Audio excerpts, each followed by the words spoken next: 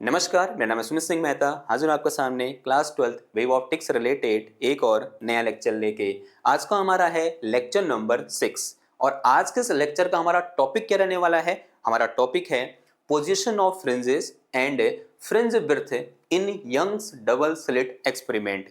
जैसा कि आप सब लोग जानते हैं, आज से 2 लेक्चर पहले यानी लेक्चर नंबर 4 में हमने वहां पर पढ़ा था एक एक्सपेरिमेंट के बारे में जिसे हमने बोला था यंग्स डबल स्लिट एक्सपेरिमेंट, और कुछ इस टाइप के डायग्राम के बारे में एक कंप्लीट डिस्कशन वहां पर किया था।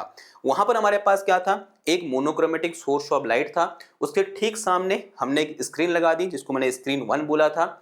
उस स्क्रीन में दो मेरे पास स्लिट हैं, slit S1 and slit S2, और इसके ठीक सामने एक और स्क्रीन लगा दी जिसको हमने क्या बोला था, स्क्रीन 2 बोला था। अब जैसे ही यहां से एक मोनोक्रोमेटिक लाइट का वेव फ्रंट आया और इस स्क्रीन में पड़ा, तो उसके बाद क्या हुआ, ये जो स्लिट S1 और S2 हैं दोनों किसके पार्ट हो गए थे, उस वेव फ्रंट के पार्ट हो गए। और यहां से क्या निकला, इस तरह से सेकेंडरी वेवलेट्स बाहर को निकला। यहां सेकेंडरी वेवलेट्स बाहर को निकले और यहां से भी सेकेंडरी वेवलेट्स बाहर को निकले, और वो सेकेंडरी वेवलेट्स आगे जाकर एक दूसरे के साथ सुपरपोज हुए और यहां पर हमें इस तरह से एक इंटरफ्रेंस पैटर्न देखने को मिला।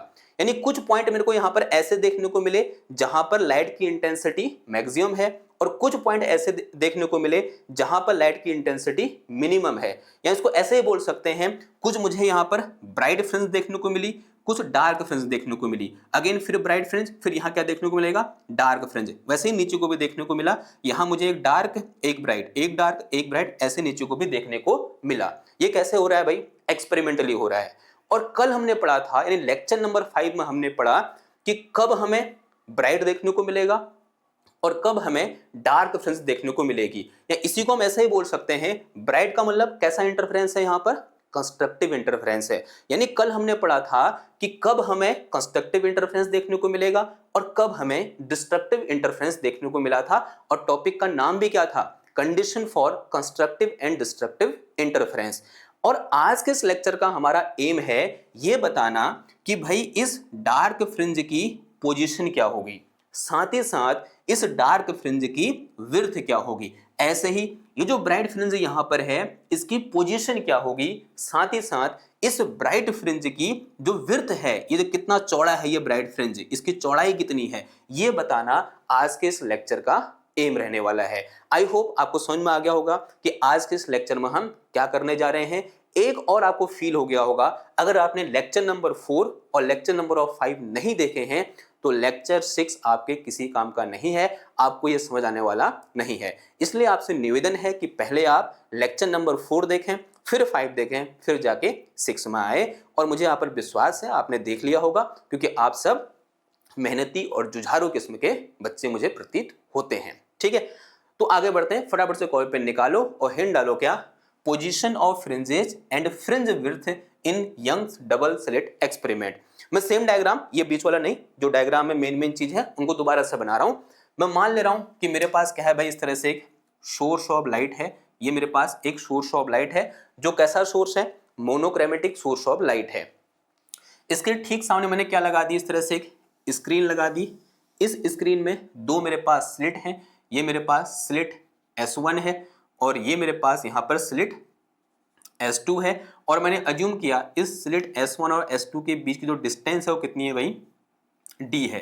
अब ध्यान से समझने वाली बात यहां पर ये है, यहां पर जो S1 और S2 के बीच की डिस्टेंस दिख रही है आपको बहुत बड़ी दिख रही है, लेकिन एक्चुअल में ये इतना बड़ा नहीं है, इतनी दूरी नहीं है इन दोनों के बीच। ये जो सेपरेशन है ये बहुत ही कम है, बाल बराबर सेपरेशन है, लिटरली बाल बराबर है। ये बाल है जो मेरा ना, इतनी चौड़ी हो सकती है, 1 मिलीमीटर, 2 मिलीमीटर, 3 मिलीमीटर, ऐसे ये क्या होती है, इनके बीच का सेपरेशन होता है। यानी किस ऑर्डर की है, 10 की पावर -3, या बोलते हैं मिलीमीटर के ऑर्डर की है क्या, S1 और S2 के बीच की डिस्टेंस। ठीक है, मैंने बड़ा क्यों बनाया, फिर मैंने आपको दिखाना भी तो ना, यहाँ पर डायग्राम बनाना है, इसलिए मैंने बड़ा बनाया है। ठीक है, फिर मैं क्या कर रहा हूं, इसको मैंने कुछ स्क्रीन बोल दिया, दिस इज अवर स्क्रीन 1। ये मेरे पास क्या है, स्क्रीन 1 है। इसके ठीक सामने मैंने यहां पर एक और स्क्रीन लगा दी जो कि इससे कुछ दूरी पर है। ये मैंने दूसरी स्क्रीन लगा दी, ये मेरे पास क्या है भाई, स्क्रीन 2 है।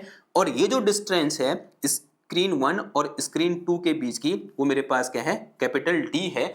और एक कंडीशन आप ध्यान रखना यहां पर, कि जो स्मॉल डी है वो बहुत बहुत बहुत छोटी है in compare to capital D. जो कैपिटल डी होगा वो लगभग 3 मीटर 5 मीटर ऐसे हो सकता है, लेकिन वहीं जो मेरे पास स्मॉल डी होगा वो 1 मिलीमीटर 2 मिलीमीटर अधिक से अधिक हो सकता तो 1 सेंटीमीटर ऐसा होगा। बिकॉज जितना कम होगा ना उतना अच्छा हमें रिजल्ट देखने को मिलेगा, वो हम आगे डिस्कस करेंगे। आपको अपने आप समझ में आ जाएगा कि मैं ऐसा क्यों कह रहा हूं। ठीक है, ओके। तो ये मेरे पास क्या हो गया भाई, एक्सपेरिमेंटल अरेंजमेंट हो गया। अब होगा क्या, यहां से इस तरह से क्या आएंगी, लाइट वेव आएगी या मुझसे वेव फ्रंट आएगा। जैसे ये वेव फ्रंट इस स्क्रीन में पहुंचेगा तो S1 और S2 दोनों उस वेव फ्रंट के पार्ट बन जाएंगे। नाउ हाइगेन्स प्रिंसिपल क्या कहता है कि ईच पार्ट ऑफ या बोलते each point in wave front act like a new source of light. वो किस तरह बिहेव करेंगे, एक नए सोर्स ऑफ लाइट की तरह बिहेव करेंगे। और कुछ इस तरह से इस S1 और S2 से, यानी जो S1 S2 दोनों किस तरह बिहेव करेंगे, न्यू सोर्स ऑफ लाइट की तरह बिहेव करेंगे। और यहां से इस तरह से सेकेंडरी वेवलेट्स इन दोनों सोर्स से ऐसे बाहर निकलेंगे और दोनों आपस में इंटरफेयर होंगे। और इंटरफेयर होने के बाद हमें यहां पर इस तरह से एक इंटरफेरेंस पैटर्न देखने को मिलेगा। अब जरा समझना, मुझे बताना क्या है, मुझे पोजीशन बतानी है डार्क फ्रिंज की या ब्राइट फ्रिंज की। अगर मुझे किसी चीज की पोजीशन बतानी है तो मुझे एक रेफरेंस पॉइंट चाहिए ना, कि अगर मैं ये बताना चाहता हूं कि ये मार्कर कहां है तो मैं बोलूंगा ये मार्कर मेरे मुंह से कितनी डिस्टेंस पर है, 10 सेंटीमीटर या 20 सेंटीमीटर की डिस्टेंस पर है। तो मेरा मुंह क्या है, रेफरेंस पॉइंट है ना। तो मैंने अपने मुंह के रिस्पेक्ट में बताया। अगर मैं कैमरे के रिस्पेक्ट में बताऊं तो कैमरे से लगभग 2 मीटर की डिस्टेंस पर, बिकॉज कैमरा मुझसे दूर है। तो अभी कैमरा क्या है, रेफरेंस पॉइंट है। तो वैसे अगर मुझे बताना है कि ये ब्राइट फ्रिंज कहां पर बन रही है तो मुझे यहां पर सबसे पहले क्या डिफाइन करना पड़ेगा, एक रेफरेंस पॉइंट डिफाइन करना पड़ेगा। अब मैं कैसे डिफाइन करूंगा रेफरेंस पॉइंट, एक काम कर रहा हूं, इस S1 और S2 के ठीक बीच में आ रहा हूं, यानी ये एक बीच का पॉइंट है, यहां से ऊपर d/2 है, यहां से नीचे भी d/2 है। और यहां से मैं इस तरह से एक लाइन ड्रॉ कर रहा हूं, किस पर, इस स्क्रीन 2 पर। इस स्क्रीन 2 पर इस d/2 के ठीक सामने, यानी इसका ठीक हाफ, उसके ठीक सामने मैंने एक पॉइंट डिफाइन किया। इस पॉइंट को मैंने कितना बोल दिया, x = 0। आज जो भी फ्रिंज होगी, माना कोई फ्रिंज यहां पर बन गई, तो वो डिस्टेंस कहां से मेजर करूंगा, मैं इस पॉइंट से मेजर करूंगा। और इसका रेफरेंस पॉइंट, इसका बेस क्या है कि ये लाइन कहां से आ रही है भाई, इस S1 और S2 के ठीक बीच से आ रही है। यानी ये डिस्टेंस d/2 है और ये डिस्टेंस भी यहां से यहां d/2 है। ठीक है, ये बात समझ में आई आपको। मान लो यहां पर एक फ्रिंज मिली मेरे को, देखो माना यहां पर एक फ्रिंज मिलेगी, मैंने यहां पॉइंट अज्यूम कर लिया, एक लेट अस से एक मैंने यहां पर P पॉइंट अज्यूम कर लिया। अब इस P पॉइंट पर या तो मुझे क्या मिलेगी, डार्क फ्रिंज, या मुझे क्या मिलेगी, ब्राइट फ्रिंज। इसी को कहने का एक और तरीका हो सकता है, P पॉइंट पर या तो इंटेंसिटी मिनिमम होगी या फिर इंटेंसिटी मैक्सिमम होगी। इसी को कहने का एक और तरीका हो सकता है, P पॉइंट पर या तो मुझे डिस्ट्रक्टिव इंटरफेरेंस देखने को मिलेगा यानी डार्क फ्रिंज, या मुझे कंस्ट्रक्टिव इंटरफेरेंस देखने को मिलेगा यानी ब्राइट फ्रिंज। यानी दो ही पॉसिबिलिटी है हमारे पास, या तो डिस्ट्रक्टिव इंटरफेरेंस देखने को मिलेगा या फिर कंस्ट्रक्टिव इंटरफेरेंस देखने को मिलेगा। यानी यहां पर लाइट तो जा रही होगी, अगर डिस्ट्रक्टिव इंटरफेरेंस होगा तो इंटेंसिटी अपने आप मिनिमम हो जाएगी। अगर यहां से लाइट ऐसे जा रही है यहां पर, और अगर कंस्ट्रक्टिव इंटरफेरेंस हुआ तो अपने आप यहां पर इंटेंसिटी मैक्सिमम हो जाएगी। तो मैंने अज्यूम कर लिया कि यहां से एक लाइट वेव ऐसे गई। अब मैं वेव नहीं बना रहा हूं, रे बना दे रहा हूं, ताकि जो ज्योमेट्री है उसमें आपको कैलकुलेशन करने में आसानी हो जाए। जा क्या रही है, वेव, बनाऊंगा क्या, रे। तो माना एक रे यहां से गई यूं करके इस P पॉइंट पर, और एक रे यहां से गई इस पॉइंट P पर। ठीक है, दो रे चलेगी, एक रे कहां से गई, S2 से गई, और एक रे कहां से गई भाई, S1 से गई। दोनों रे या दोनों वेव यहां पर क्या हुई, एक दूसरे के साथ इंटरफेयर हुई। अब इंटरफेयर होने के बाद दो ही कंडीशन बनती है, या तो कंस्ट्रक्टिव इंटरफेरेंस होगा या फिर डिस्ट्रक्टिव इंटरफेरेंस होगा। अब कंस्ट्रक्टिव होगा या डिस्ट्रक्टिव होगा, ये किस बात पर डिपेंड करता है। अब यहां पर आता है रोल किसका, लेक्चर नंबर 5 का, यानी जो हमने कल पढ़ा था कि कब हमें कंस्ट्रक्टिव इंटरफेरेंस देखने को मिलेगा और कब हमें डिस्ट्रक्टिव इंटरफेरेंस देखने को मिलेगा। हमने वहां पर पढ़ा था कि कंस्ट्रक्टिव इंटरफेरेंस या डिस्ट्रक्टिव इंटरफेरेंस होना इस बात पर डिपेंड करेगा कि दो वेव के बीच का पार्ट डिफरेंस क्या है। याद आ रहा थोड़ा आपको, यानी यहां पर मुझे सिर्फ क्या देखना है कि इन दो वेव के बीच का पार्ट डिफरेंस कितना है। अगर एक बार पार्ट डिफरेंस मैंने निकाल दिया तो मैं वहां से अपने आप ही क्या निकाल सकता हूं कि यहां पर कौन सी फ्रिंज देखने को मिलेगी। ठीक है, बात आई समझ में आपको। ओके, मान लो ये डिस्टेंस यहां से यहां तक कितनी है, इसको मैंने x बोल दिया। ठीक, अब ये पाथ डिफरेंस निकालना है मेरे को, यानी एक पाथ मेरे पास क्या है S1P है, एक मेरे पास क्या है S2P है, इन दोनों के बीच का पाथ डिफरेंस क्या करूंगा, सिंपल यहां से ऐसे नॉर्मल ड्रॉ कर दो। मैंने क्या किया, यूं करके इस S2P पर एक नॉर्मल ड्रॉ कर दिया। जैसे नॉर्मल ड्रॉ हुआ, लेट अस से नॉर्मल कहां पर ड्रॉ किया मैंने, लेट अस से दिस पॉइंट इज n, इस पॉइंट को मैंने क्या बोल दिया, n बोल दिया। ये जो Sn है यही तो पाथ डिफरेंस है, यानी इन दो पाथ में कितने का डिफरेंस है, इतने का तो डिफरेंस है। अगर मैं यहां से क्या निकालूं, पाथ डिफरेंस निकालूं, क्या निकालूं, पाथ डिफरेंस निकालूं, then this path difference will be equal to this path minus this path, यानी क्या आ जाएगा S2P माइनस S1P। अगर दोनों को माइनस करूंगा तो आंसर कितना आएगा, S2N आएगा। तो this will be equal to our S2N। तो सबसे पहले मुझे क्या निकालना है भाई, ये पाथ डिफरेंस निकालना है S2N। कैसे निकालूंगा, अगेन जरा समझना। एक ज्योमेट्री यहां पर यूज कर रहा हूं, इसका सेंटर है, इस सेंटर से मैं इस पॉइंट P पर ऐसे एक लाइन ड्रॉ कर रहा हूं, एक डॉटेड लाइन में ड्रॉ कर दी इस तरह से। लेट अस से this angle is theta, let us से दिस एंगल इज थीटा, ये एंगल क्या है मेरे पास, थीटा है। अब ये अप्रोक्सीमेशन ध्यान रखना कि जो d है, स्मॉल d है, वो कैपिटल D से बहुत ही छोटा है। ये एक मीटर के ऑर्डर का है और ये मिलीमीटर या सेंटीमीटर के ऑर्डर का है। इसका मतलब ये S1 और S2 पॉइंट दोनों एक दूसरे के बहुत करीब हैं। अब ज्योमेट्री को ध्यान समझो, एक हमने थ्योरम पढ़ी, मैं बार बार आपको बताता हूं उस थ्योरम के बारे में, कि अगर मेरे पास एक लाइन ये है, एक लाइन ये है, इन दोनों के बीच का एंगल अगर थीटा है, अगर मैंने यहां से एक नॉर्मल इस पर ड्रॉ किया और यहां से एक नॉर्मल मैंने इस पर ड्रॉ किया, तब इन दो के बीच का एंगल भी कितना होगा, थीटा होगा। ये एक सिंपल थ्योरम होती है जो हमने बचपन में पढ़ी थी। अब इस बचपन में पढ़ी हुई थ्योरम को यहां पर यूज करेंगे। जरा ध्यान समझना बात को, अगर S1 S2 के बहुत करीब है और अगर ये जो मेरे पास S1N है, अगर इस पर नॉर्मल है तो ये इस पर भी नॉर्मल है, ठीक है, तो ये इस पर भी नॉर्मल है। ध्यान समझना बात को, क्या बोला मैंने, अगर S1 और S2 दोनों करीब हैं, ठीक है, यानी दोनों बहुत ही नजदीक है भाई, ये S1 S2 यहीं पर है, यहीं पर इसके जस्ट नीचे है। ये बड़ा क्यों दिख रहा है आपको, क्योंकि मैंने बताना ना आपको ज्योमेट्री बनानी है। यहाँ पर ये जो मेरे पास S1N है, ये किस पर नॉर्मल है, S2P पर नॉर्मल है। इसका मतलब ये इस पर भी तो नॉर्मल होगा। लेट अस से दिस पॉइंट इज, इस पॉइंट को O बोल दो, इस पॉइंट को M बोल दो। इसका मतलब जो OM पर OMP पर नॉर्मल होगा। ये जो मेरे पास S1N है, S1N ये किस पर नॉर्मल होगा, इस MP पर नॉर्मल होगा नहीं होगा, आंसर है हाँ जी होगा। ठीक है, इस बात से आप एग्री करो। क्यों होगा, अगेन मैं बोल रहा हूं, बिकॉज ये दोनों पॉइंट क्या है, एक दूसरे के बहुत करीब हैं। अब जरा ध्यान समझना, ये जो मेरे पास नॉर्मल है ये इस पर नॉर्मल है, और ये जो मेरे पास S1 S2 है ये इस पर नॉर्मल है या नहीं है। देखो ये मेरे पास क्या है, MO है, MO पर ये S1 S2 नॉर्मल है, इस MP पर ये S1N नॉर्मल है। ये दिख रहा है आपको। अगर इन दो के बीच का एंगल थीटा है तो ये एंगल भी कितना होगा, थीटा होगा। अगर आपको इतनी बात समझ में आ गई ना, तो अब यहां पर कोई भड़क रह नहीं गई है, मतलब आधी कहानी खत्म हो गई है। इसके बाद सिंपल सी क्लास 8 की कैलकुलेशन आएगी। बस समझना हमको यहीं पर है कि ये एंगल थीटा कैसे होगा। मैं दोबारा समझा रहा हूं आपको, मैंने क्या बोला, ये मेरे पास एक MP मैंने लाइन डिफाइन करी यहां पर, ये नॉर्मल किस पर है, इस S2P पर नॉर्मल है, ये S1N S2P पर नॉर्मल है। अगर ये S1 S2 बहुत करीब है, इसका मतलब अगर ये नॉर्मल इस पर है तो ये इस पर भी नॉर्मल होगा। ठीक है, अगर ये बहुत बड़ा फिर नहीं होता, अगर ये बहुत बड़ा होता तो फिर नॉर्मल नहीं होता, लेकिन अभी तो ये बहुत ही करीब है ना एक दूसरे के। ठीक है, ये क्या है, एक दूसरे के बहुत ही करीब है, तो ये इस पर भी नॉर्मल होगा। किस पर, ये S1N इस पर नॉर्मल होगा। अब ये जो मेरे पास S1 S2 है ये इस पर नॉर्मल है, MO पर नॉर्मल है कि नहीं है, तो सिंपल सी बात है ना, ये इस पर नॉर्मल है, साफ साफ दिख रहा है।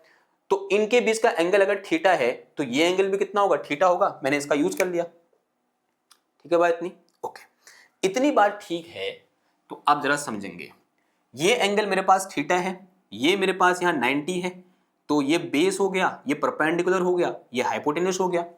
तो यहां मुझे एक ट्रायंगल दिख रहा है, देखो एक मेरे को यहाँ ट्रायंगल दिख रहा है, क्या triangle S1 S2N। Triangle S1 S2N में एक काम करो, साइन थीटा लगा दो। अगर मैं यहाँ पर साइन थीटा लगाऊंगा तो क्या आ जाएगा, लंबवत कर्ण यानी परपेंडिकुलर अपॉन हाइपोटेनियस। कितना है परपेंडिकुलर? ये है मेरे पास कितना, S2n, और हाइपोटेनियस कितना है भाई, S1 S2 है। हाइपोटेनियस कितना है मेरा, S1 S2 मेरा क्या है, हाइपोटेनियस है। And this will be equal to कितना आ जाएगा, ये S2n इज इक्वल टू, ये मेरे पास क्या आ गया, S1 S2 into sine theta आ गया, ठीक है। और ये S2n ही क्या है, मेरा पार्ट डिफरेंस है, और पार्ट डिफरेंस को कल हमने कैसे दिखाया था, डेल्टा एक्स से दिखाया था। तो path difference delta x, S2n path difference delta x is equal to S1 S2। S1 S2 मेरे पास कितना है भाई, स्मॉल d है इंटू साइन थीटा। तो पार्ट डिफरेंस इक्वल टू कितना आ गया, d साइन थीटा के बराबर आ गया। ठीक होगी बात इतनी? ओके, इतनी बात ठीक होगी। अब थोड़ा सा हम क्या कर सकते हैं, यहाँ पर कुछ अप्रोक्सीमेशन ले सकते हैं। क्या अप्रोक्सीमेशन होंगे, समझना जरा। अगर मैं ये बोलूं if theta is very very small, अगर मैं ये बोलूं if theta is very very small, ये बड़ा खतरनाक सा अप्रोक्सीमेशन है। वैसे पहले भी हमने यूज किया है, कोई नई बात नहीं है आपके लिए। क्या, if theta is very very small then sine theta is approximately equal to tan theta. ये लो भाई, sine theta is approximately equal to theta. कब, when theta is very very small. तो ये मॉडिफाई हो जाएगा फिर यहाँ से नाउ। तो इसका मतलब यहाँ से मेरे पास path difference delta x equal to कितना आ गया, डी टेन थीटा आ गया। कितना आ गया भाई, डी टेन थीटा।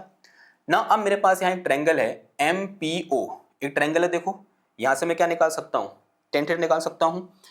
तो इन ट्रायंगल, किस ट्रायंगल में देखेंगे, इन ट्रायंगल MPO में देखो, ये M है, ठीक है, दिख रहा है, नहीं दिख रहा आपको, बहुत छोटा M हो गया। MPO, इस ट्रायंगल MPO में देखो, अगर मैं यहाँ से क्या निकालूं, टेन थीटा निकालूं, तो tan theta will be equal to क्या होता है, परपेंडिकुलर अपॉन बेस। परपेंडिकुलर कितना है मेरे पास, OP यानी x, कितना आ जाएगा ये x, यानी पोजीशन ऑफ जो फ्रिंज यहाँ पर मिलेगी उस फ्रिंज की पोजीशन, ठीक है।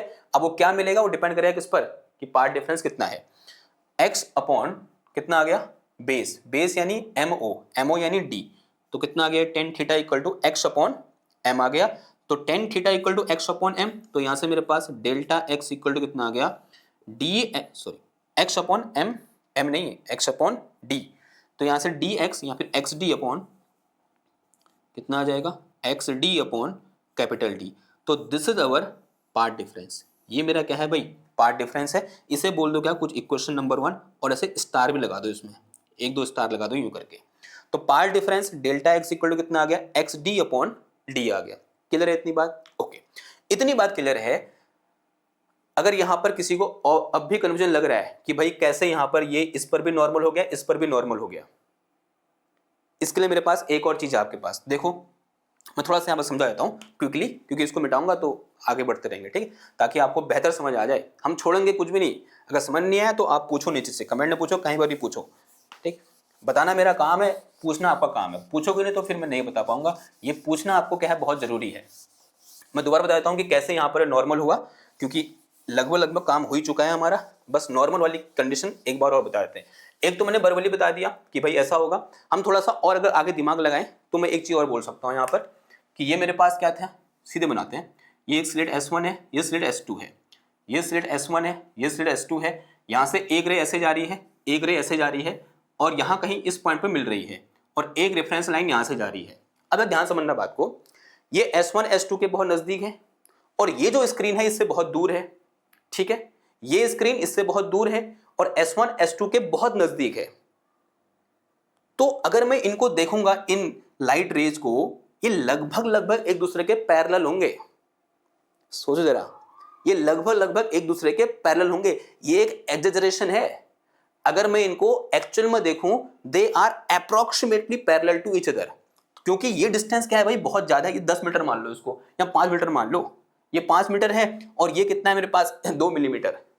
तो लगभग क्या होंगे, यहां से निकलने वाली लाइट, यहां से निकलने वाली लाइट, और ये रे या ये लाइन, सब के सब क्या होंगे, दूसरे के पैरेलल होंगे। तो ये कैसे होंगे, दूसरे के इस तरह से पैरेलल होंगे। तो they are parallel to each other. अब अगर मैं यहां से नॉर्मल ड्रॉ करूंगा, अब ये सब पर नॉर्मल होगा, बिकॉज पैरेलल है, ठीक है। तो ऐसे नॉर्मल ड्रॉ किया तो सब पर क्या होना है, उसने नॉर्मल होना है। आई होप अब आपको थोड़ा बहुत फील आ रही होगी। ठीक है, आगे फील तो ये तो आप सिंपल हो गया, इस पर नॉर्मल है, ये इस पर नॉर्मल है, ये थीटा तो ये अपने आप थीटा। ठीक है, आगे बढ़ रहे हैं अब। ये किसका एक्सप्रेशन आया भाई हमारे पास, ये एक्सप्रेशन है किसका, पार्ट डिफरेंस का। इसको याद रखना, अपने दिल में बैठा लो, क्योंकि दिल में बैठने वाली चीज है, क्योंकि क्वेश्चन यहां से आता है। ठीक है, नाउ अगर मैं ये बोलूं if at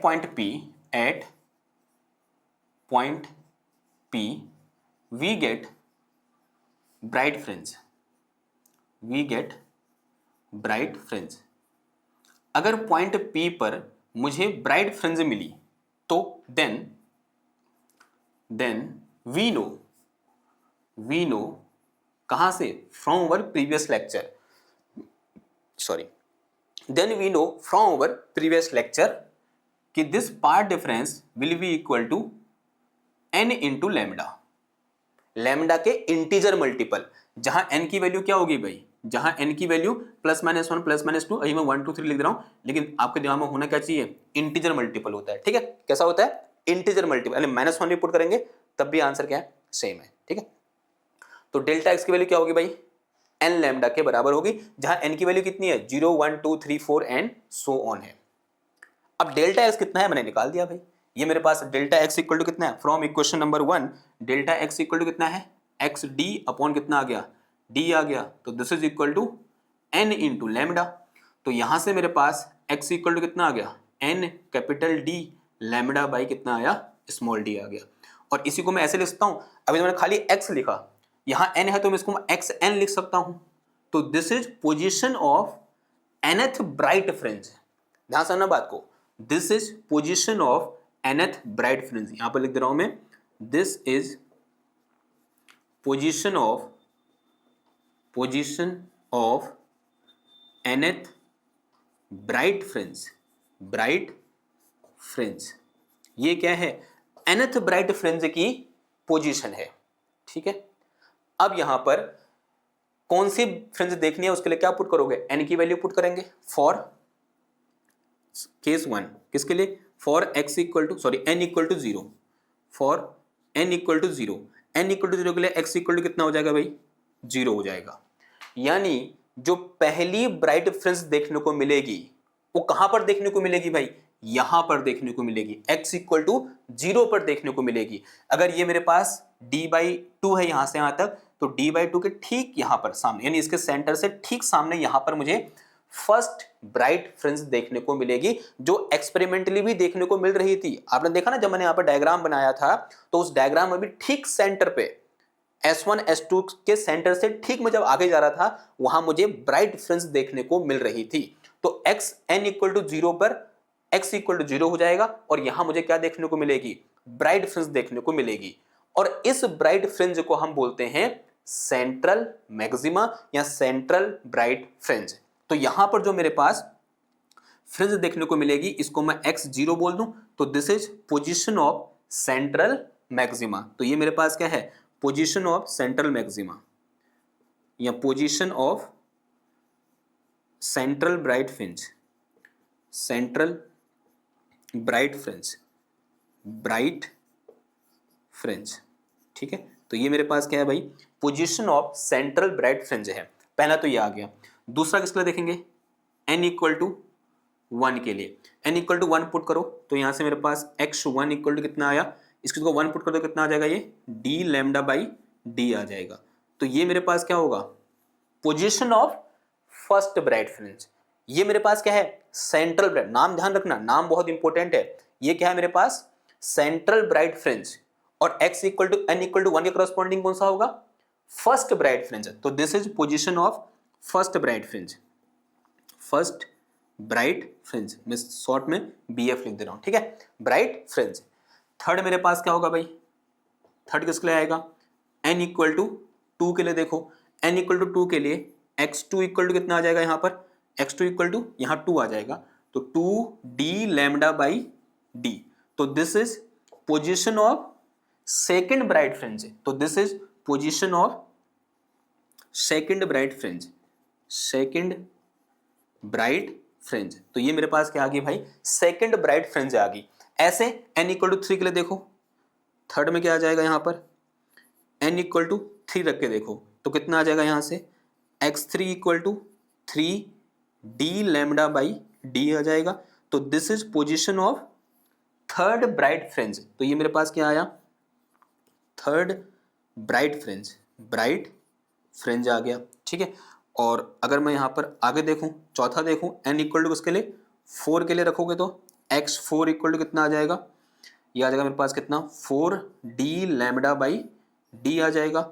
and this is our position of fourth bright fringe. तो ये मेरे पास क्या आ गया, फोर्थ ब्राइट फ्रिंज की पोजीशन आ गई, ठीक है। ये बात समझ में आई आपको। तो इस तरह से देखो, यहाँ पर मुझे d पता है, ये डिस्टेंस इन दोनों के बीच की, लैम्डा पता है जो मुझे वेवलेंथ, ये मोनोक्रोमेटिक लाइट है तो लैम्डा मुझे पता है, d मुझे पता है दोनों स्लिट के बीच की डिस्टेंस। तो मुझे हर ब्राइट फ्रिंज की पोजीशन अब पता है, बस मुझे उनकी वैल्यू पुट करनी है। अगर सेंट्रल बोलेगा तो वो तो 0 पर बनता है, अगर फर्स्ट ब्राइट बोलेगा तो ये हो जाएगा, सेकंड ब्राइट बोलेगा तो ये हो जाएगा, थर्ड ब्राइट ये हो जाएगा, फोर्थ ब्राइट ये हो जाएगा, and so on. nth bright का फॉर्मूला क्या हो जाएगा, ये हो जाएगा। Again this formula is very very important. अगर हम कुछ इक्वेशन लेते हुए चल रहे हैं, इसको मैंने इक्वेशन 1 बोला है, तो इसे क्या बोल दो भाई, इक्वेशन नंबर 2 बोल दो। ये दोनों क्या है, इंपॉर्टेंट है, ठीक है बात इतनी, ओके, इतनी बात ठीक है। अब बढ़ते हैं आगे कहाँ की ओर। इफ, ये तो कब था, जब पॉइंट पी पर कौन सी फ्रिंज बन रही है, ब्राइट फ्रिंज बन रही है, या पॉइंट पी पर हमें कौन सा इंटरफेरेंस देखने को मिल रहा है, कंस्ट्रक्टिव इंटरफेरेंस देखने को मिल रहा है, या फिर पॉइंट पी पर इंटेंसिटी क्या है, मैक्सिमम है। तो इंटेंसिटी मैक्सिमम किन किन पॉइंट पर होगी, एक x इक्वल टू 0 पर, एक x equal to D lambda by D पर, एक x equal to 2d lambda by D पर, एक x equal to 3d lambda by D पर, एक x equal to 4d lambda by D पर, and so on, ऐसे ही आगे को आते रहेगा। यानी इन पॉइंट पर, यानी इन वैल्यू ऑफ x के लिए हमारे पास जो इंटेंसिटी होगी मैक्सिमम होगी।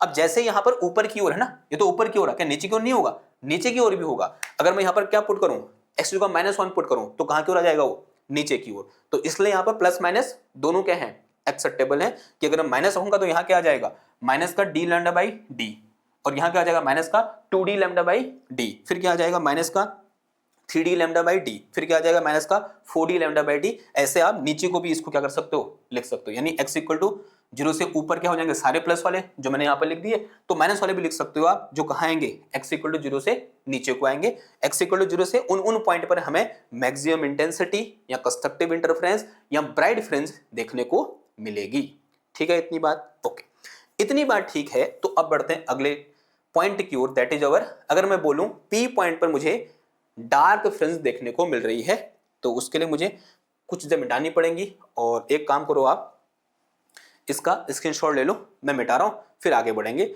और कुछ चीजें मैं पहले नोट डाउन कर ले रहा हूं क्योंकि आगे काम आएंगी, तो उनको मैं खोना नहीं चाहता। तो यहां मेरे पास जगह है। तो एक तो क्या है भाई, पार्ट डिफरेंस, जो कि बहुत इंपॉर्टेंट है। Path difference delta x equal to मेरे पास कितना है, x D small D by capital D है, ये मेरे पास पार्ट डिफरेंस है। दूसरा मेरे पास यहाँ पर position of nth bright fringe क्या है मेरे पास, n D lambda by d है। यही दो इंपॉर्टेंट डेटा अभी तक हमारे पास है, जो दो के दो मैंने वहां पर लिख दिए। अब मैं बाकी मिटा भी दूंगा तो उसे कोई हर्ज पड़ेगा नहीं, तो मैं ये मिटा रहा हूं, इधर का डायग्राम रहने देते हैं। चलो भी, तो हेडिंग क्या है हमारी next, if we get dark fringe at point P, यानी वहां पर लाइट की इंटेंसिटी क्या हो, मिनिमम हो, या फिर वहां मुझे कैसा इंटरफेरेंस देखने को मिले, डिस्ट्रक्टिव इंटरफेरेंस देखने को मिले।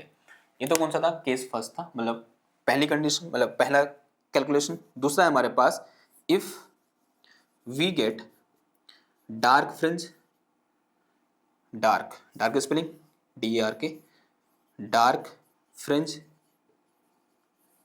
Eight point P, at point P। अगर पॉइंट P पर मुझे डार्क फ्रिंज देखने को मिले तो क्या होगा, यानी वहां पर कौन सा इंटरफेरेंस होगा, डिस्ट्रक्टिव इंटरफेरेंस होगा। अगर वहां पर डिस्ट्रक्टिव इंटरफेरेंस हो रहा है तो पार्ट डिफरेंस का फॉर्मूला क्या होता है, so then path difference delta x, then path difference delta x equal to 2n-1 lambda by 2। याद है कल की बात है। अगेन यहाँ पर कल लेक्चर इंपॉर्टेंट रोल प्ले कर रहा है, इसलिए मैं बोल रहा था कल का लेक्चर देखना क्या है, बहुत जरूरी है। उसके लिए डेल्टा x यानी पार्ट डिफरेंस कितना होगा, 2n-1 लैम्डा बाई 2 के बराबर होगा, जहां पर n की वैल्यू अगेन 0 होगी नहीं होगी, तो क्या होगा 1 2 3 4 एंड सो ऑन। ठीक है, जहां n की वैल्यू कितनी है 1 2 3 4 एंड सो ऑन है। ये मैंने क्यों लिखा है ऐसा, कैसे लिखा, एक कल वाले लेक्चर की बातें हैं, जिसने देखा है उसको पता है। नाउ डेल्टा x की वैल्यू कितनी है भाई, सेम चीज ये है, उठा के रखो यहाँ पर। डेल्टा x इक्वल टू कितना है मेरे पास, n small d upon capital D.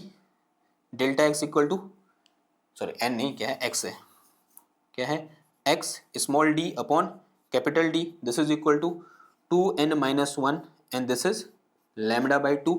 और अगर मैं यहाँ से क्या निकालूँ, अब x निकालूँ तो कितना आ जाएगा, ये 2n-1 d लैम्डा बाई कितना आ गया, ये 2d आ गया। एक काम करो, इस 2 को अंदर ले आओ, तो ये मेरे पास फॉर्मूला कितना क्या आ जाएगा, पोजीशन ऑफ nth, ये n लगा दिया मैंने बेस में थोड़ा सा रेफरेंस के लिए कि nth, ये खाली x था, मैंने बेस में n लगा दिया खाली ये दिखाने के लिए कि भाई nth डार्क फ्रिंज की बात कर रहे हैं। तो position of nth dark fringe will be equal to, इस 2 को अगर मैं इस ब्रैकेट के अंदर लाऊंगा तो इस 2 से 2 कैंसिल हो जाएगा, -1/2 बच जाएगा। तो कितना आ जाएगा, ये n-1/2 और इंटू कितना आ जाएगा, d lambda by small d आ जाएगा। तो this is formula of position of nth dark fringe. I hope आपको दिख रहा होगा ये। तो nth डार्क फ्रिंज की पोजीशन का फॉर्मूला क्या निकल के आया मेरे पास, तो nth डार्क फ्रिंज के लिए फॉर्मूला निकल के आ रखा है xn इक्वल टू 2n-1, फिर मल्टीप्लाई में कितना है d लैम्डा बाई d। तो this is position of nth dark fringe. तो ये मेरे पास क्या है, position of nth dark fringe. ठीक है, this is position of nth dark fringe. अब ऐसे जैसे मैंने यहां पर किया, n इक्वल टू 1 के लिए first dark fringe, n equal to 2 के लिए second dark fringe, n equal to 3 के लिए थर्ड डार्क फ्रिंज, ऐसे आएगा। ठीक है, तो उसके लिए मुझे जगह चाहिए, तो इसको मिटाई दो, सॉरी जरूरत होगी दोबारा बना लेंगे इसको हम, फिलहाल कोई जरूरत तो मुझे लग नहीं रही है।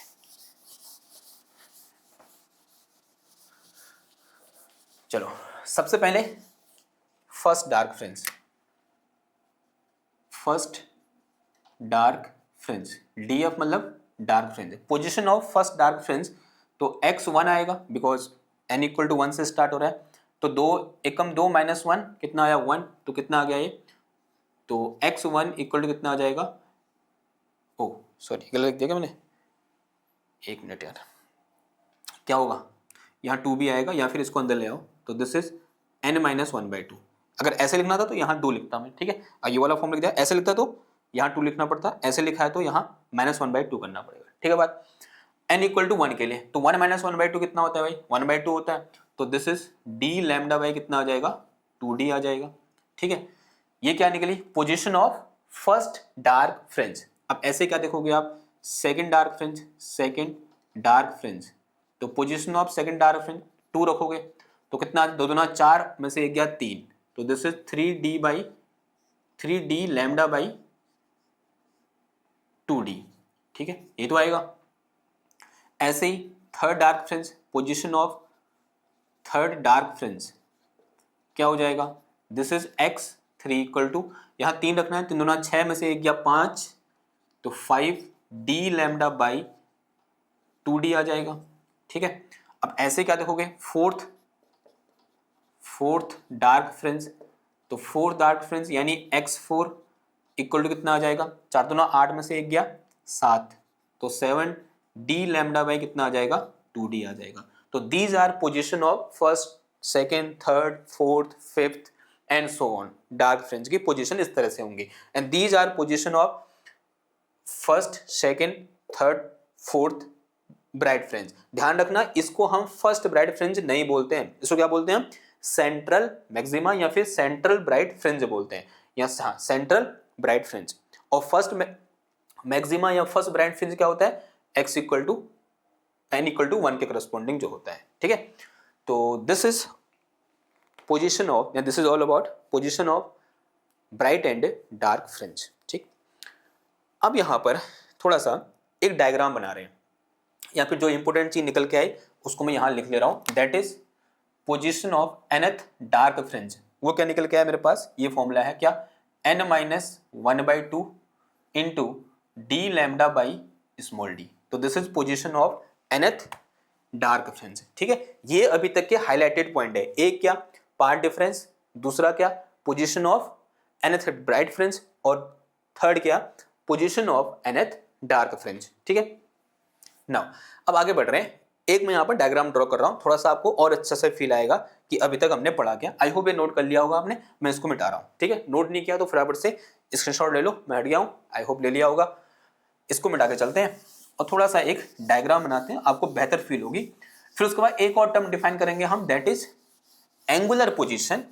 और उससे पहले एक और चीज डिफाइन कर लेते हैं, that is our width of dark and bright fringe. Next चीज क्या है हमारे पास, width of dark and bright fringe.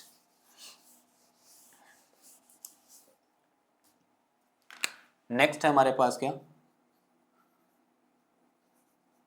Width of dark and bright fringe. सबसे पहले विड्थ ऑफ डार्क फ्रिंज, या ब्राइट कर लो, पहले कुछ भी कर लो आपकी मर्जी, ब्राइट फ्रिंज। देखो भाई, अब इस लेक्चर के फर्स्ट में आपके सामने एक डायग्राम था, और वो डायग्राम साफ साफ बता रहा था कि भाई एक ब्राइट मिल रहा है, फिर एक डार्क, एक ब्राइट एक डार्क, एक ब्राइट एक डार्क, कुछ ऐसा मिल रहा है कि ये माना मेरे पास डार्क है तो इसके ऊपर क्या होगा, ब्राइट होगा, और इसके नीचे भी क्या होगा, ब्राइट होगा। अगर मानो ये माना मेरे पास क्या है, ब्राइट है, मान लिया ब्राइट है, ये ब्राइट है, इसके ऊपर क्या होने वाला है, डार्क होने वाला है, इसके नीचे क्या होने वाला है, डार्क होने वाला है। अगर मुझे इस डार्क की पोजीशन पता है और इस डार्क की पोजीशन पता है, माना यहाँ पर x इक्वल टू 0 है, मुझे मान लिया यहाँ से आधा डिस्टेंस कितनी है भाई, 10 सेंटीमीटर है, यहाँ से आधा डिस्टेंस कितनी है, मान लिया मैंने 12 सेंटीमीटर है। बताओ भाई इस ब्राइट फ्रिंज की विड्थ कितनी होगी, क्या करोगे आप, इसमें से इसको माइनस कर दोगे, यानी 12 माइनस 10 तो कितना आ गया, 2 सेंटीमीटर। तो ये डिस्टेंस यहाँ से आधा कितनी हो जाएगी, 2 सेंटीमीटर। इसका मतलब क्या होगा, width of bright fringe will be equal to width of n plus 1th fringe minus, sorry, position of n plus 1th dark fringe minus position of nth dark fringe. अगर मैं ये बोलूं ये मेरे पास सेकंड डार्क फ्रिंज है तो ये कौन सी होगी, थर्ड होगी। अगर मैं ये बोलूं ये मेरे पास फिफ्थ डार्क फ्रिंज है तो ये वाले कौन सी डार्क फ्रिंज होगी भाई, सिक्स डार्क फ्रिंज होगी। अगर मैं ये बोलूं ये मेरे पास nth डार्क फ्रिंज है तो ये कौन सी डार्क फ्रिंज होगी, n plus 1th dark fringe होगी। अगर मैं n plus 1th dark fringe की पोजीशन में से nth डार्क फ्रिंज की पोजीशन को माइनस कर देता हूं तो क्या निकल के आ जाएगा, विड्थ ऑफ ब्राइट फ्रिंज निकल के आ जाएगा, नहीं आएगा, आंसर आज ही आ जाएगा। ठीक है, तो इसका मतलब width of bright fringe beta B, ऐसे दिखा देंगे, beta B will be equal to position of n plus 1th dark fringe minus क्या आ जाएगा, position of nth dark fringe, nth dark fringe. ठीक है, ये आया, वैल्यू पुट करो फिर इसकी। अब देखो nth डार्क फ्रिंज की पोजीशन ये है, अगर n प्लस 1th के देखूंगा तो कितना आ जाएगा, यानी जहां जहां n है वहां क्या आ जाएगा, n प्लस 1 आ जाएगा। तो ये कितना आ जाएगा, देखो n प्लस 1, n की जगह n प्लस 1, फिर मेरे पास कितना है माइनस का 1/2 और इंटू कितना आ जाएगा d लैम्डा बाई डी, फिर बीच में साइन माइनस का, फिर position of nth dark fringe वो तो यही है, तो कितना आ जाएगा ये n माइनस का 1/2 और इंटू कितना आ गया d लैम्डा बाई डी आ जाएगा। ठीक है, थोड़ा बहुत सॉल्व करेंगे इसको। एक काम कर रहा हूं मैं, इस n को 1/2 के साथ लिख दे रहा हूं, तो this is 1 plus n minus 1/2 and this is d lambda by D minus का n minus 1/2 and this one is d lambda by D. इसको अंदर मल्टीप्लाई करो, एक बार इस 1 के साथ, एक बार इस पूरे n माइनस 1/2 के साथ, तो this is d lambda by D हो जाएगा जब इससे मल्टीप्लाई किया, प्लस जब इससे मल्टीप्लाई करेंगे पूरे n माइनस 1/2 के साथ तो n minus one by two into d lambda by D and this is equal sorry minus का n minus one by to and multiply में कितना आ गया डी लैम्डा बाई डी। इससे ये टर्म क्या हो गया कैंसिल हो गया बिकॉज ये प्लस का है या माइनस का है दोनों सेम है तो जीरो हो जाएगा एंड बचेगा क्या मेरे पास ये डी लैम्डा बाई डी। तो this is width of bright fringe जो किसका रहा आया D lambda by small D के बराबर आया। अब जरा ध्यान से देखना यहाँ पर अगर इस डी की वैल्यू जितनी कम होगी इस ब्राइट फ्रिंज की विड्थ उतनी ज्यादा होगी। समझ में आ रही बात? तभी हमने जो S1 S2 थे वो दूसरे के बहुत करीब लिए यानी स्मॉल डी की वैल्यू जितनी कम होगी ये जो मेरे पास फ्रिंजेस मिलेंगी उन फ्रिंज जो ब्राइट फ्रिंज मिलेगी उनकी विड्थ क्या होगी उतनी ही ज्यादा होगी। ठीक है तो this is width of bright fringe. अब ऐसे क्या निकालोगे आप width of dark fringe. Second calculation किसके लिए हो जाएगा विड्थ ऑफ डार्क फ्रिंज। ठीक तो अगेन सेम कैलकुलेशन होगा। देखो एक मेरे पास माना ये एक डार्क फ्रिंज है तो इसके ऊपर क्या होगा एक ब्राइट फ्रिंज इसके नीचे क्या होगा एक ब्राइट फ्रिंज। लेट अस से ये जो ब्राइट फ्रिंज है ये nth ब्राइट फ्रिंज है तो ये कौन सी ब्राइट फ्रिंज होगी n plus oneth bright fringe. अगर मैं n plus oneth bright fringe की पोजीशन में से nth ब्राइट फ्रिंज की पोजीशन को माइनस कर देता हूं तो मेरे पास क्या मिलेगा विड्थ ऑफ डार्क फ्रिंज। तो width of dark fringe beta D will be equal to x n plus one minus x n. ठीक है इसको आप शॉर्ट में ऐसे लिख सकते हो यानी n plus oneth bright fringe की position minus nth bright fringe की पोजीशन। फॉर्मूला क्या होता है भाई ये होता है ये दोनों और एक्स एन है ध्यान देना ये किसके लिए ब्राइट के लिए ये किसके लिए डार्क के लिए। ठीक उल्टा मत कर देना कहीं। तो वहां क्या आ जाएगा n की जगह इसके लिए n प्लस वन आ जाएगा तो n प्लस वन तो this is D lambda by D minus का n D lambda by D.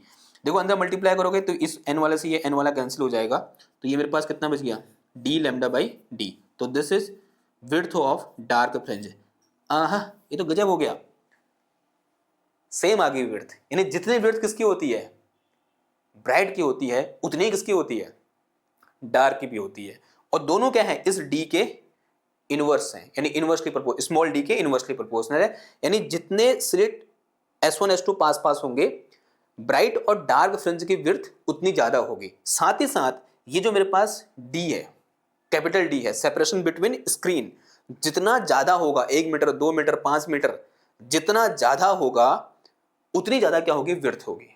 ठीक है बात समझ में आ गई? तो these two are very important relation okay and this is all about width of dark and bright fringes। इतनी बात समझ में आई आपको? इतनी बात समझ में आई। अब थोड़ा सा आगे बढ़ते हैं और एक डायग्राम डिस्कस करते हैं। ठीक डायग्राम कुछ नहीं है मैं जस्ट इन फ्रिंजेस को दोबारा यहां पर बनाना चाह रहा हूं आपके सामने कि कहां पर with their position with their respective position. चलो फिर बनाओ। सॉरी यहां मेरे पास क्या था एक सोर्स ऑफ लाइट था जो करके इसके ठीक सामने इस साइज ऐसे स्क्रीन थी इसमें दो स्लिट थी एक S1 है एक S2 है तो this is our S1 this is our S2। ये डिस्टेंस यहां से यहां तक कितनी थी हमारी this is our small D. ठीक यहां इसके ठीक सामने एक स्क्रीन क्या लगी थी स्क्रीन 2 लगी थी ये स्क्रीन 1 है और ये स्क्रीन 2 है। ठीक है ये इसका सेंटर मान लिया मैंने S1 S2 के ठीक बीच में तो यहां पर क्या होगा भाई x इक्वल टू 0 होगा और x इक्वल टू 0 पर हमें हमेशा कैसी फ्रिंज देखने को मिलेगी ब्राइट फ्रिंज। यहां पर हमेशा क्या देखने को मिलेगी मेरे को ब्राइट फ्रिंज और उसका नाम क्या था सेंट्रल ब्राइट। इसका नाम क्या था सेंट्रल ब्राइट। ठीक है x इक्वल टू 0। इसके बाद इसके ठीक ऊपर क्या देखने को मिलेगा फर्स्ट डार्क। इसको ब्राइट को मैं ऐसे बना दे रहा हूं यहां क्या देखना होगा फर्स्ट डार्क और फर्स्ट डार्क की पोजीशन क्या हो जाएगी बताओ रखो यहां पर n इक्वल टू 1 रखेंगे तो कितना आ जाएगा ये डी लैम्डा बाई 2d आ जाएगा। ठीक है इसके ऊपर क्या देखने को मिलेगा फर्स्ट ब्राइट तो ये क्या देखने को मिला मेरे को यहां पर इस तरह से फर्स्ट ब्राइट और इसकी पोजीशन क्या हो जाएगी मेरे पास रखो यहां पर फर्स्ट ब्राइट यानी n इक्वल टू 1 रखना है यहाँ पर, तो this is d lambda by D. कितना आ जाएगा? d लैम्डा बाई डी आ जाएगा। इसके ठीक ऊपर क्या देखने को मिलेगा मेरे को? Second dark. ठीक है, सेकंड डार्क कहने का मतलब क्या हो जाएगी इसकी position? 3 lambda by 3d lambda by 2d। फिर यहाँ क्या देखने को मेरे को मिलेगा? मेरे को सेकंड, ये फर्स्ट ब्राइट हो गया, सेकंड ब्राइट, पोजीशन क्या हो जाएगी इसकी? 2d lambda by D, 2d lambda by D. ठीक है, अब जैसे ऊपर को देखने को मिला वैसे ही नेगेटिव एक्स में भी देखने को मिलेगा। तो ये मेरे पास क्या हो जाएगा यहाँ पर? This is our first dark नीचे की ओर, और पोजीशन क्या हो जाएगी? माइनस का d लैम्डा बाई डी। फिर मुझे क्या देखने को मिलेगा यहाँ पर? फर्स्ट ब्राइट, पोजीशन क्या हो जाएगी? माइनस का ये 2d होगा, d लैम्डा बाई डी। फिर क्या देखने को मिलेगा? सेकंड डार्क, सेकंड डार्क करने का मतलब माइनस का 3d लैम्डा बाई 2d। और फिर यहाँ क्या देखने को मिलेगा मेरे को? This is our second bright, second bright करने का मतलब माइनस का 2d लैम्डा बाई डी। ठीक है, तो इस तरह से मेरे को यहाँ पर इंटेंसिटी का वेरिएशन देखने को मिल रहा है।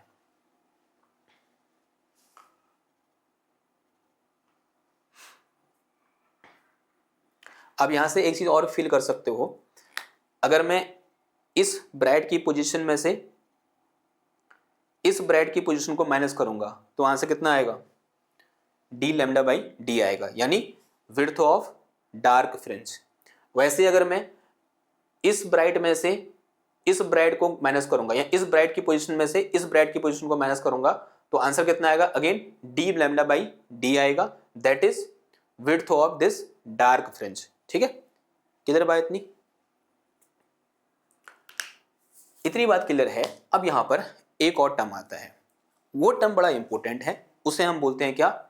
Angular position. अभी तो जो पोजीशन थी कैसी थी? वो लीनियर, यानी बोल सकते हैं सिंपल पोजीशन, कि हम बता रहे कि x की किस वैल्यू के लिए हमें डार्क देखने को मिलेगा और x की किस वैल्यू के लिए हमें ब्राइट देखने को मिलेगा। सिंपल हमने क्या बताई?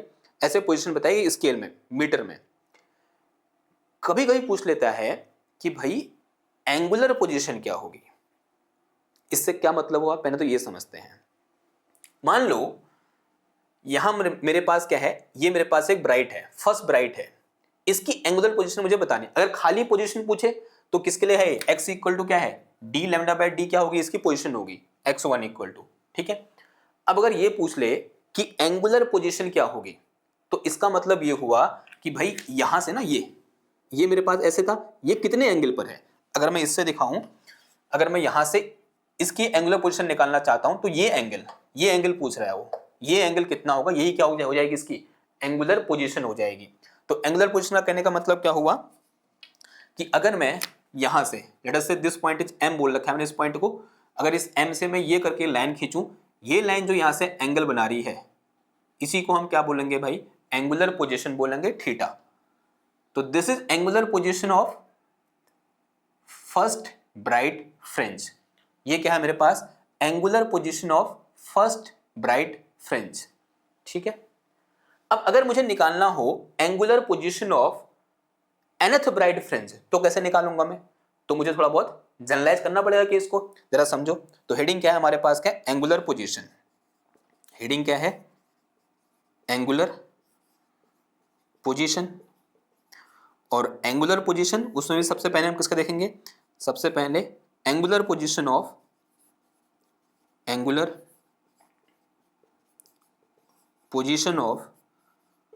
nth ब्राइट फ्रिंज, ठीक है, शॉर्ट में लिख दिया मैंने। देखो डायग्राम बनाओ, डायग्राम से सब कुछ होगा। ये मेरे पास एक स्क्रीन ये है, ये मेरे पास S1 है, ये मेरे पास S2 है, ये मेरे पास दूसरी स्क्रीन है, ये इसका सेंटर है, यहाँ पर x इक्वल टू 0 है, ये यहाँ से डिस्टेंस कितनी है इसकी? d है। मान लिया यहाँ पर मेरे पास एक nth ब्राइट फ्रिंज मिल रही है। ये कैसी फ्रिंज है? ब्राइट फ्रिंज है। इसकी डिस्टेंस यहाँ से आता है मैंने कितनी बोल दी भाई? xn बोल दी। अब ये जो एंगल है यहाँ से यहाँ तक, इसी को मैं क्या बोलूंगा? Angular position of nth bright fringe. ठीक है, अब अगर मैं एक काम करूं, एक मेरे पास यहाँ ट्रायंगल है, इस पॉइंट को m बोल दिया मैंने, इस पॉइंट को p बोल दिया, इस पॉइंट को o बोल दिया।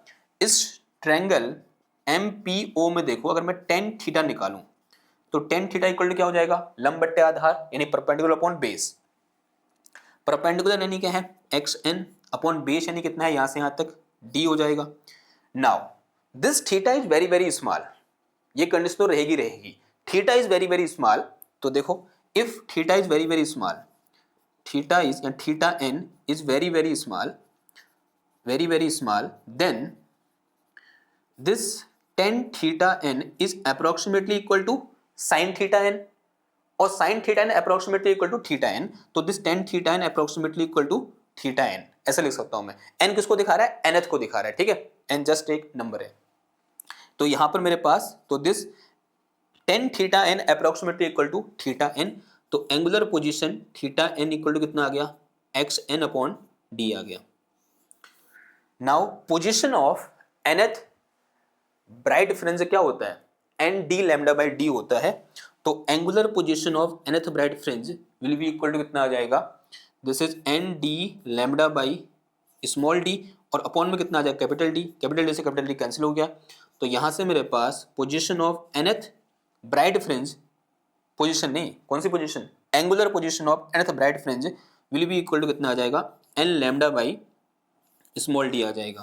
क्या आ जाएगा भाई, n lambda by small d. Again very very important, अगर n equal to zero put करोगे तो थीटा कितना हो जाएगा, zero. Theta equal to zero कहने का मतलब ये लाइन कैसे आ जाएगी, जुप ऐसे आ जाएगी, और यहां मुझे क्या मिलेगा, सेंट्रल मैक्सिमा मिलेगा, यहां बोलते हैं सेंट्रल ब्राइट फ्रिंज मिलेगी, कौन सी वाली, ये वाली, ठीक है। कहां पर, when theta equal to zero. तो सेंट्रल ब्राइट फ्रिंज की एंगुलर पोजीशन क्या होती है, theta equal to zero radian. Answer किसमें आएगा, रेडियन में आएगा, ध्यान रखना, ठीक है। तो थीटा एन इक्वल टू कितना आ गया, एन लैम्डा बाई डी आ गया, किसके लिए, फॉर nth ब्राइट फ्रिंज के लिए। अब ऐसे किसके लिए निकालोगे, nth डार्क फ्रिंज के लिए, तो उसके लिए मुझे ये मिटाना पड़ेगा। तो nth dark fringe,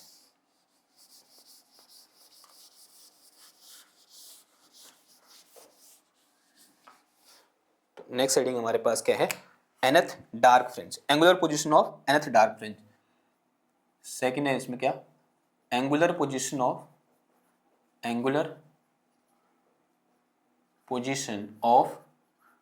nth dark fringe, dark fringe क्या होगी भाई उसकी एंगुलर पोजीशन। देखो सिंपल है, मेरे पास जनरल फॉर्मूला कहां पर है, ये जनरल फॉर्मूला है। तो सिंपल यहां पर एक्स एन की जो क्या रख दोगे, ये वाली चीज, यानी डार्क फ्रिंज वाली चीज। तो मेरे पास सिंस वी है थीटा एन इक्वल टू कितना है, एक्स एन बाई डी है, और इस केस के लिए एक्शन कितना है, एन माइनस का one, and this is D lambda by D, और अपॉन में कितना आ गया, ये वाला डी, इस डी से डी कैंसिल हो गया। तो position of angular position of nth dark fringe will be equal to n minus one by two, और ये कितना आ गया, लैम्डा बाई स्मॉल डी आ गया, ठीक। Again it is very very important, पूछता है कभी कभी क्वेश्चन।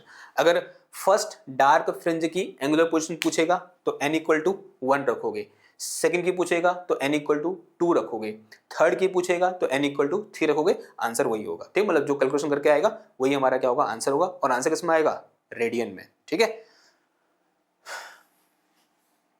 नाउ आगे बढ़े भाई, आई होप यहां तक आपको समझ में आ रहा होगा, ठीक है। अब लास्ट यहां पर एक और चीज बचा है, एक होता है इंटेंसिटी पैटर्न। जैसे कि हमने बोला है ना कि यहां पर इंटेंसिटी मैक्सिमम, यहां intensity minimum, maximum minimum maximum, फिर नीचे को भी यहां intensity minimum maximum minimum maximum. अब इसी को कभी कभी पूछ लिया जाता है कि ग्राफिकल रूप में इसको दिखाओ, इसका ग्राफिकल रिप्रेजेंटेशन करो, इस इंटेंसिटी वेरिएशन का ग्राफिकल रिप्रेजेंटेशन। अब कैसे करेंगे समझेंगे जरा। उससे पहले यह समझना होगा कि भाई इंटेंसिटी डिपेंड किस पर करती है। अगर मैं ग्राफ बनाऊंगा तो किस किस के बीच ग्राफ बनेगा, एक तो एक्स और इंटेंस, ऑब्वियसली बात है एक्स ऐसे वेरी करा ना, ये कौन सी एक्सेस है, एक्स एक्सेस है, ठीक है, घबराना नहीं, इसको वाई एक्सेस मत बोल देना, ठीक है, मैं कहीं को भी नाचता हूँ, मेरी मर्जी है। तो ये क्या है, एक्स एक्सेस है।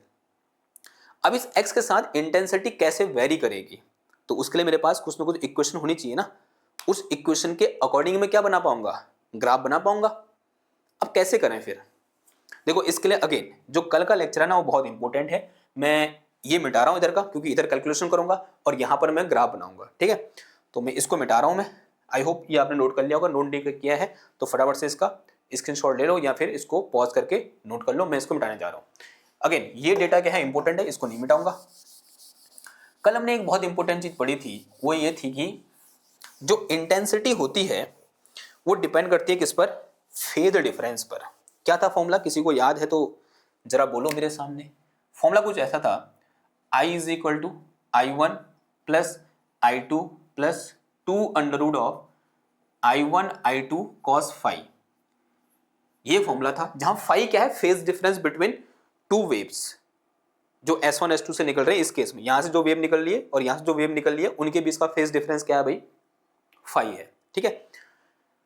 नाउ फॉर सिंप्लीफिकेशन अगर मैं ये बोलूं लेट कि जो I1 I2 है दोनों बराबर हैं, I1 equal to I2 equal to I not.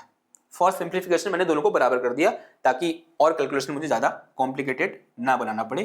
तो यहां से I इज इक्वल टू कितना आ गया, देखो I not plus 2 under root of I not कितना हो जाएगा, ये I नॉट का स्क्वायर इंटू कॉस फाई हो जाएगा। तो यहां से मेरे पास I is equal to 2I not हो गया, ये 2I not plus 2I not into कितना आ गया, कॉस फाई आ गया। 2I नॉट कॉमन आ जाएगा तो I is equal to 2I not बाहर आ गया, अंदर कितना बच गया भाई, 1 प्लस का कॉस फाई बच गया। इसका कोई फॉर्मूला होता है हमारे पास, एक फॉर्मूला आपने पढ़ा हुआ है अगर आपको याद है, this is cos square theta minus sine square theta equal to cos 2 theta, और एक और पढ़ा है क्या, sine square theta plus cos square theta equal to 1। अगर मैं यहाँ से क्या निकालूं, साइन स्क्वायर थीटा निकालूं तो this is equal to 1 minus cos square theta, ये उठा के यहाँ रखो तो कितना आ गया, ये कॉस स्क्वायर थीटा माइनस का 1 प्लस का cos square theta equal to cos 2 theta. तो यहाँ से मेरे पास 2 cos square theta equal to 1 plus cos 2 theta. Maths वालों को ये कंठस्थ याद रहता है लेकिन बाय वालों को बताना पड़ता है। अगर ये 2 थीटा है इधर, इसको मैं अगर थीटा कर दूं ये कितना हो जाएगा, थीटा बाई 2 हो जाएगा, आधा हो जाएगा, ठीक है। देखो अगर 2 थीटा है तो यहाँ थीटा है, अगर यहाँ थीटा होगा तो यहाँ क्या हो जाएगा, थीटा बाई 2 हो जाएगा। तो this is cos square theta by 2 equal to 1 plus cos theta, ऐसे भी लिख सकता हूँ, ठीक है। ये लिखो एक ही बात हुई। देखो यहाँ 2 थीटा था तो यहाँ थीटा है, अगर यहाँ थीटा तो यहाँ क्या हो जाएगा उसका हाफ, यानी थीटा बाई 2। देखो ये जो चीज लिखी हुई है यही तो है वो, तो इसको मैं क्या लिख सकता हूँ, I is equal to 2I not, this is 2 cos square 5 by 2। देखो 2 दूना 4 हो जाएगा ये, तो intensity I is equal to 4I not cos square 5 by 2 आ गया। तो ये तो क्या निकली, इंटेंसिटी निकली कि किस तरह से फाई पर डिपेंड कर रही है। लेकिन हमें चाहिए किस पर डिपेंडेंसी, एक्स पर डिपेंडेंसी। तो क्या फाई और एक्स के रिलेशन होता है, हाँ होता है। देखो कल हमने पढ़ा था एक चीज, देखो since we know that phi phase difference equal to 2 pi by lambda into delta x. अब डेल्टा एक्स की वैल्यू ये दे रखी है मेरे को, उठा कर रखो, तो फाई इज इक्वल टू कितना आ जाएगा, 2 pi by lambda into delta x, यानी कितना आ गया, एक्स डी अपॉन डी आ गया, एक्स डी अपॉन डी। तो यहां से मेरे पास phi is equal to 2 pi by lambda d, ये क्या आ गया इधर पे, लैम्डा डी इंटू डी, और इंटू कितना आ गया, एक्स आ गया। अब एक काम करो, इस फाई को उठाओ इधर रखो, तो यहाँ से मेरे पास आई इज इक्वल टू कितना आ गया, 4I नॉट कॉस स्क्वायर। देखो ये रूट नीचे 2 है ना, इस 2 से कैंसिल हो जाएगा, सिर्फ क्या बचेगा मेरे पास यहाँ, डी पाई एक्स अपॉन लैम्डा डी बचेगा, ठीक है। क्लियर बात, डी पाई लैम्डा डी इंटू एक्स। सबसे पहले किसका देखोगे, x इक्वल टू 0 के लिए, फॉर x इक्वल टू 0। अगर x इक्वल टू 0 रखोगे तो ये पूरा टर्म 0 हो जाएगा, पूरा टर्म 0, तो i इज इक्वल टू कितना आ जाएगा, 4I नॉट, ठीक है। और x इक्वल टू 0 पे मुझे क्या मिल रहा है, सेंट्रल ब्राइट, तो यानी this is value of maximum intensity कितनी है, 4I नॉट।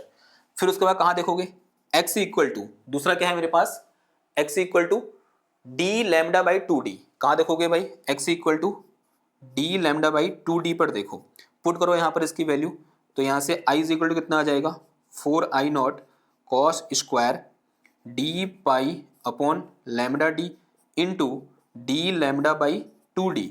देखो इससे ये कैंसिल, डी से डी कैंसिल, पाई बाई 2 आ गया। कॉस पाई बाई 2 कितना होता है? 0 होता है, तो ये टर्म कितना हो जाएगा उस समय? 0 हो जाएगा। यानी यहां पर इंटेंसिटी कितनी आ गई? 0, और आनी भी चाहिए थी, ठीक है। वहां इंटेंसिटी कितनी आ गई? 0 आ गई। ऐसे आगे को देखते रहोगे। अगर मैं यहां पर क्या पुट करूं, ऐसी जगह ये वैल्यू पुट करूं, क्या? D lambda by D, D lambda by D, तो क्या बचेगा? पाई। कॉस पाई पे क्या होता है? -1, लेकिन ऊपर से सर में क्या बैठा है? स्क्वायर, तो क्या आ जाएगा? +1 आ जाएगा, ठीक है। तो मैक्सिमम वैल्यू कितनी है भाई? 4i0, मिनिमम वैल्यू कितनी है? 0। तो इस i की वैल्यू 4i0 और 0 के बीच में क्या करेगी? वेरी करेगी। और ग्राफ कैसा आएगा? कॉस स्क्वायर का ग्राफ हमें देखने को मिलेगा। अब कॉस स्क्वायर का ग्राफ कैसा होता है, ड्रॉ कर देते हैं फटाफट। तो इसको मिटा रहा हूं मैं। तो अब क्या करना है? Intensity pattern. तो इंटेंसिटी पैटर्न ड्रॉ करने को है तो आपको ये ग्राफ ड्रॉ करना है, ये नहीं करना है। कौन सा वाला करना है? ये वाला जो मैं बनाने जा रहा हूं। इंटेंसिटी पैटर्न के लिए यहां पर मेरे पास x इक्वल टू कितना है? 0 है। यहां +x है, ये -x है, ठीक है। x इक्वल टू 0 पर देखो कॉस स्क्वायर का ग्राफ होना चाहिए। कैसा ग्राफ आता है कॉस स्क्वायर का? कुछ इस टाइप ग्राफ आता है। यहां पर इंटेंसिटी मिनिमम, यहां पर x की वैल्यू कितनी होगी भाई? x की वैल्यू ये होगी, ये वाली। फिर x की वैल्यू ये, फिर यहां पर ये, फिर यहां पर ये। यहां पर x की वैल्यू क्या है? मिनिमम है। और यहां पर कितनी है? मैक्सिमम। बिकॉज ये मेरे पास क्या है? डी लैम्डा बाई डी है। वैल्यू पुट करो, क्या आएगा? 4i0 आंसर आएगा। फिर यहां पर क्या है? मिनिमम। बिकॉज यहां पर क्या मिलना है मेरे को? डिस्ट्रक्टिव इंटरफ्रेंस या डार्क फ्रेंच। फिर यहां पर इस तरह से मैक्सिमम। क्लियर? ऐसे ही यहां भी नीचे भी होगा। यहां पर मिनिमम, मैक्सिमम, मिनिमम और फिर ये मैक्सिमम। यहां मिनिमम देखने को मिलेगा, यहाँ ये मैक्सिमम, यहाँ ये मिनिमम, यहाँ ये मैक्सिमम। ऐसा कुछ ग्राफ आएगा। और हर पीक की जो लंबाई है वो क्या है? मतलब जो हाइट है वो सेम है। और यहाँ पर कितनी होगी उसकी वैल्यू? अगर ये इस डायरेक्शन में इंटेंसिटी है या आई को दिखा रहा है तो यहाँ पर उसकी वैल्यू कितनी है? 4i0 के बराबर। सारे मैक्सिमम किसको अटेंड कर रहे हैं? इस केस के लिए जब i1 i2 दोनों क्या है? बराबर है। किसको अटेंड कर रहे हो? 4i0 को अटेंड कर रहे हैं। तो कुछ इस टाइप का ग्राफ हमें देखने को मिलेगा। नेगेटिव में जाएगा ही नहीं, ठीक है। कॉस स्क्वायर का ग्राफ है, कॉस का ग्राफ नहीं है। कॉस स्क्वायर का ग्राफ ऐसा ही होता है। कॉस का होता तो नेगेटिव में भी जाता, लेकिन यहाँ स्क्वायर आ गया तो जो नेगेटिव वैल्यू होंगी वो भी क्या हो जाएंगी? पॉजिटिव, ठीक है। तो ये मेरे पास क्या है भाई? इंटेंसिटी पैटर्न है, ठीक। और ये इंटेंसिटी पैटर्न पूछा जाता है कि ड्रॉ इंटेंसिटी पैटर्न, तो आपको यही ड्रॉ करना है, ठीक। आगे भी डिफ्रैक्शन आएगा, वहां पर इंटेंसिटी पैटर्न अलग होता है। वहां पर इंटेंसिटी घटते जाती है जैसे मैं इस x इक्वल टू 0 से दूर जाता हूं। लेकिन in case of interference her peak की जो हाइट है वो क्या है? सेम है, जो उसका है 4i0 के बराबर है इस टाइप के सिचुएशन के लिए, ठीक है। तो ये क्या है भाई? हमारा आज का पूरा लेक्चर है जो किससे रिलेटेड था? Position of dark and bright fringes and fringe width से रिलेटेड था। और बहुत सारी चीजें हमने यहाँ पर डिस्कस करी। एंगुलर पोजीशन के बारे में हमने यहाँ पर डिस्कस किया। लास्ट में हमने ये इंटेंसिटी पैटर्न देखा और बहुत इंपॉर्टेंट कैलकुलेशन यहाँ पर भी किया। आई होप आपको ये समझ में आया होगा। अब आने वाले लेक्चर में हम क्या करेंगे? इससे रिलेटेड कुछ न्यूमेरिकल्स करेंगे। और न्यूमेरिकल यहाँ से बहुत अच्छे अच्छे न्यूमेरिकल पूछे जाते हैं, वो आपको आने चाहिए या बोल सकते हैं उनकी जब तक आप प्रैक्टिस नहीं करोगे तब तक वो नहीं आएंगे। एक बार आपने प्रैक्टिस कर ली तो फिर आप उन क्वेश्चन को कर सकते हैं, ठीक है। फिर हम पढ़ेंगे डिफ्रैक्शन, और डिफ्रैक्शन पढ़ते ही ये चैप्टर हमारा फिनिश हो जाएगा। और बहुत अच्छा चैप्टर है, कम टॉपिक है, आता जरूर है, ठीक है। और आता है तो पूरे 5 नंबर का या फिर 3 नंबर का है, ठीक है। फिर इस लेक्चर को यहाँ पर समाप्त करते हैं। मैं मिलता हूँ आपसे नेक्स्ट क्लास में एक और नए टॉपिक के साथ। तब तक थैंक यू, धन्यवाद, बाय बाय।